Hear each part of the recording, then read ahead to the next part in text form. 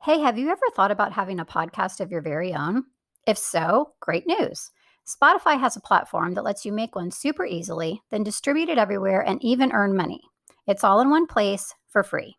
It's called Spotify for Podcasters, and here's how it works. So, Spotify for Podcasters lets you record and edit podcasts right from your phone or computer. So, no matter what your setup is like, you can get started creating as soon as today. Then you can distribute your podcast to Spotify, and everywhere else podcasts are heard. Video podcasts are also available on Spotify, so that's pretty cool. And with Spotify for Podcasters, you can earn money in a variety of ways, including ads and podcast subscriptions. And best of all, it's totally free with no catch. Ever since I discovered Spotify for Podcasters, I really just feel like it's taken my podcasting to a whole nother level.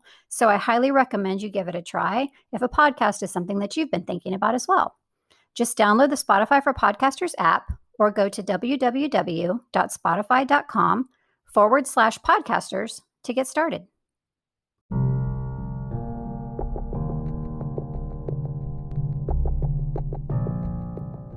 Hey there, I'm Julie, and this is the Married to Addiction podcast.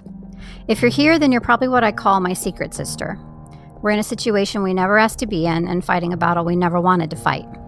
We're faith-filled women who are married to an alcoholic, and it affects every inch of our lives. If that sounds like you, then this is a safe place for you to land. Married to Addiction is a faith-based podcast where I help you find the tools and strength you need to navigate your husband's addiction without losing yourself in the process. So please subscribe and tune in as often as you can, because your husband's recovery is important, but so is yours.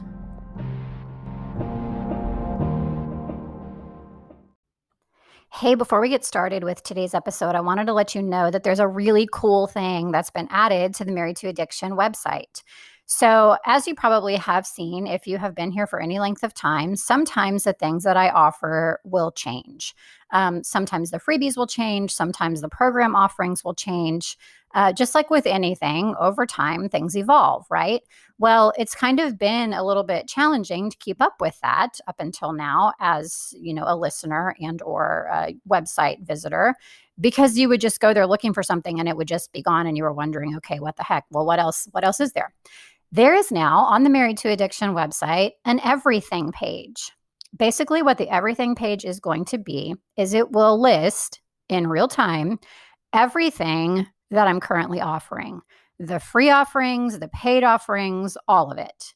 So you can always head to that page, and I want you to bookmark it so that you have it ready at any given time to see what's currently available. Be sure that you do check in regularly because, like I said, things shift, things change. There might be things on there right now that you don't even know that I offer.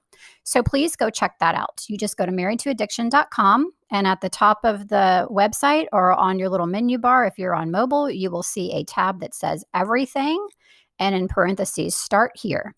Just click right there and you'll be on your way to finding out everything that Married to Addiction currently has to offer. Hello, and welcome in to episode 81 of the Married to Addiction podcast. Welcome also to season 5. I just want to take a quick second to thank you so much, whether you are a new listener or you've been listening to this podcast from the beginning. It wouldn't be possible without you and all of your support. Thank you for your wonderful reviews. Just thank you for being here. I'm so grateful for each and every one of you. Okay, today's episode is called Can Your Husband Stop Drinking on His Own? So I hear a lot about this in my private group for Wives of Alcoholics, the Secret Sister Circle, and I experienced this myself on more than one occasion, so I thought it would be good to address it here. The first thing I want to say is, just like with anything else, there is no hard, fast rule here that will apply to everyone. What I share is going to be based on what I have personally seen and what I have researched, but everyone's situation is different. So keep that in mind. So a lot of times our husbands will decide that they want to attempt sobriety on their own. As a matter of fact, they almost always will decide to try that first, in my experience. So they will say things like, I'm going to cut back, or I'm only going to drink on weekends, or I'm only going to drink this specific type of alcohol, or things like that. So let's talk about how successful this will likely be. Again, everything's different. Everyone's different. Every situation is different. But just want to give you like an overview here from what I have experienced and seen. So the most important thing to remember is that if someone's body is really dependent on alcohol, then stopping on their own can be downright dangerous. It is never recommended for someone to try to detox on their own if they are significantly alcohol dependent, because they need to be detoxing in a medical facility where they can be monitored, because it can go sideways and it can actually result in death if they are not if they're not taken care of during this detox process. So that's the most important thing to remember. Secondly, this is an addiction. If it was easy for someone to stop on their own without help, no one would be addicted, right? Many times, someone who is addicted wants to try stopping on their own first, because the underlying reason for that is that they want to still feel like they have some semblance of control over their drinking/addiction. And that is usually rooted in wanting the option to drink if they feel they need to. And if they feel they need to reserve the right to drink, then they're probably not truly ready to quit. So I'm sure you've heard the phrase or the term white knuckling it. White knuckling it just means that they are just trying not to drink. Like nothing else really is in place. Nothing else is really different. They're just trying not to drink. Like they're holding on for dear life, trying not to drink, trying to stay sober. That almost never works, because if they are white knuckling it, that means that they have not dealt with the underlying cause of what is driving them to drink in the first place, or they don't have tools and support because they're just trying not to drink. Like that's really their only tactic, or both. So can your husband stop drinking on his own? It depends. How far has his drinking progressed? Does he potentially have an undiagnosed underlying co-occurring disorder that he might need meds for? In which case, it's going to be extremely difficult to just stop drinking if that is not addressed. This was the case with my husband. He had bipolar disorder, and we did not know. It had been undiagnosed for years, or misdiagnosed as other things. And that was a big factor in him getting sober, because he was treated for that, which was the underlying cause of a lot of his drinking. Another thing to consider is, does your husband, who's trying to drink on his own, have tools, have guidance, have support? And is he actively using those things? So maybe he's going to AA. So he's technically like not in treatment, but he's also not really just trying to do it on his own in that case. He is learning some tools. He's getting some guidance. Maybe he has a sponsor. He has support. And if he's actively utilizing those things and going to meetings frequently, then that's different. That's not really trying to just quit drinking on his own. For this particular podcast episode, what I mean by drinking on his own is just really not doing any of those things, but just saying he's going to cut back. Like that's all he's doing. This can potentially be successful if they've had a true psychological shift where they are honestly done with drinking. They're not just trying not to drink. They're done. This can sometimes happen after a life-altering event. So an arrest for DWI, a really serious health diagnosis because of their drinking. Like if you drink anymore, you're going to die.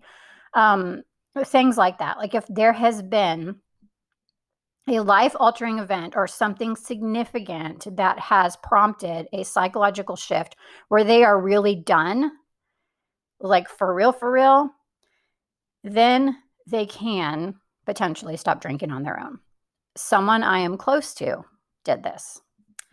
They stopped drinking on their own due to a decline in their life that ended up causing problems. And those problems ended up being more painful than not drinking.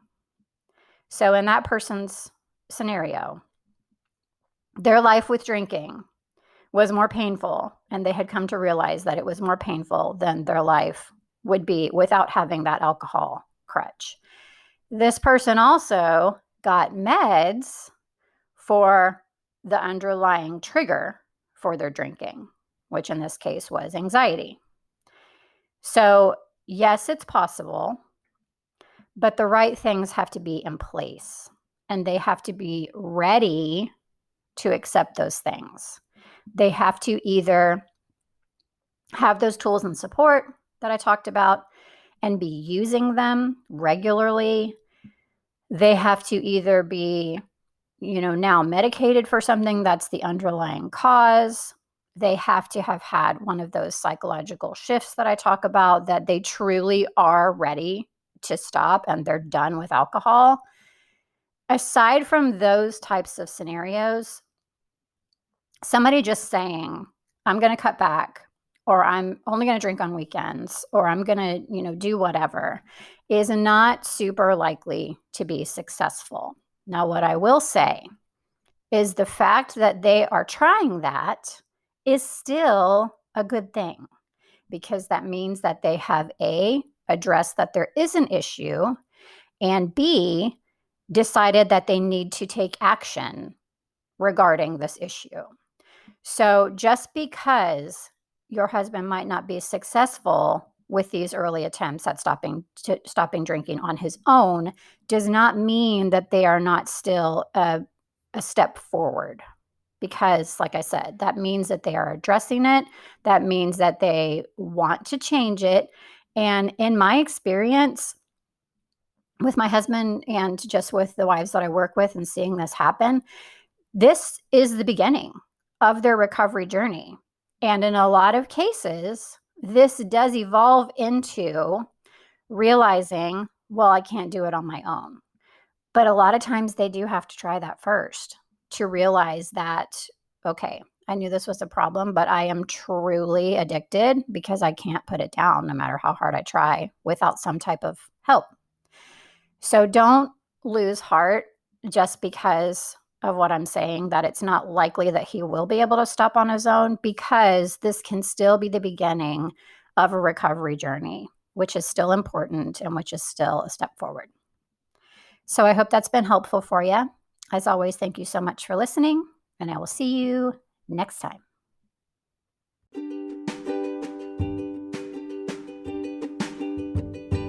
Hey, one more quick thing before I let you go today. Do you follow Married to Addiction on either Instagram or Facebook, or both? If not, I would love to have you join me over there. It's a great place to stay connected with everything that's happening with Married to Addiction. I post updates about my podcast episodes, of course. I post about my freebies. I post about my programs. I post encouragement in the way of Bible verses and things like that.